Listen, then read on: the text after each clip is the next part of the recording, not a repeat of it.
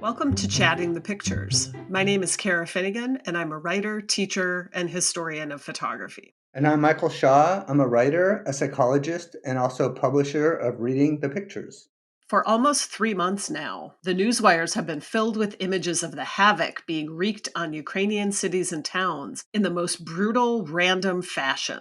This photo was taken by John Moore for Getty Images. It shows a local resident in Hostomel, Ukraine, returning to inspect the damage to her multi-generational home in the suburb of Kyiv on April 25th, 2022. The woman, her name is Oksana, is leaving what remains of the structure after it was rocketed by Russian troops while her mother and grandmother were downstairs. They were evacuated uninjured. This image is really interesting because apart from tragic images of burials, we've seen fewer images like this, ones that show you what happens when the immediate disaster is over and what remains is the grieving and cleaning up. What Moore's photo does is it really does invite us not only to personalize the experience of people who have survived, who have to now move on, but it also invites us, especially audiences in the United States who are not feeling the immediate threat of the Russian invasion. It invites us to think a little bit more carefully about what if that were me? What if that were my house? The rest of Moore's edit conveys this similar sense of intimacy and loss that we've seen and are actually quite familiar with after hurricanes, tornadoes, firestorms. You see that in the pics of Oksana circulating through the house, a photo where she's standing in the attic where the walls are torn away. And then there's some really unnerving photographs of her looking at family books that have been actually pierced by shrapnel. It makes it more powerful for a Western viewer to see it through the lens of these tragedies that are depicted quite similarly.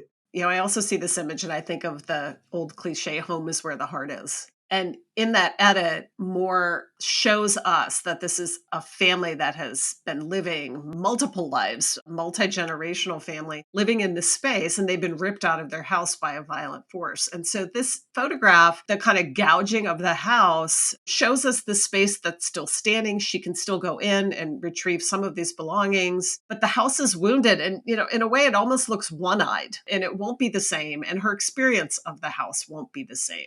I'm really glad that you're talking about the metaphors. There's something that keeps drawing me back to it, but I don't really understand exactly what that is. There's like an order to the disorder. The picture's surprisingly vertical. There's a sense of a silver lining, to be able to walk away or put this catastrophe behind you. I think you actually nailed it there when you were talking about home, and home is where the heart is, because the photographs from Ukraine have been also so emotional and have drawn such incredible empathy that a picture like this, where you see the damage of the home, it's the home and the homeland. This photograph makes the connection. The house is like a head that has incurred this traumatic blow. You start to draw these analogies to the body, and this isn't in the chest, but now we're going up a little higher. You can almost feel that looking at this picture.